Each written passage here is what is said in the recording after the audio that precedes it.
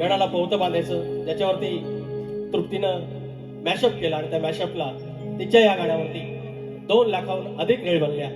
आणि ज्यांना अगदी तिकडच्या वरच्यांना काय पवतं होतं काय माहिती नाही, त्या गाठावल्याला माहिती नाही, किंवा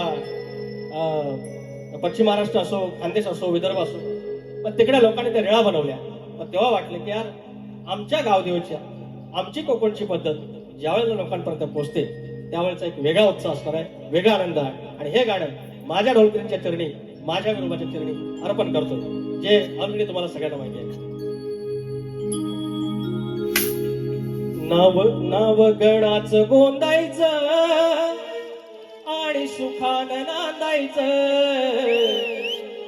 असलं काहीतरी हवं मला, मी ह्याचा भोकेलेला माणूस असं. आता पालिके सानेवर थोडी उशीर आलेली आहे, पण तरी पण आपण सगळ्यांनी उत्साह करूया. शॉर्टकट मध्ये जाणार आहे. बरं आज काय मला धमाल करता येणार नाही, तर जोक सांगता येणार नाही.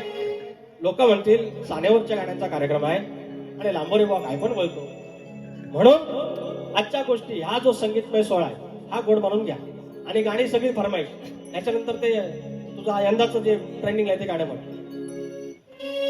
नवगणाचं गोंदायचं आणि सुखानं नांदायचं,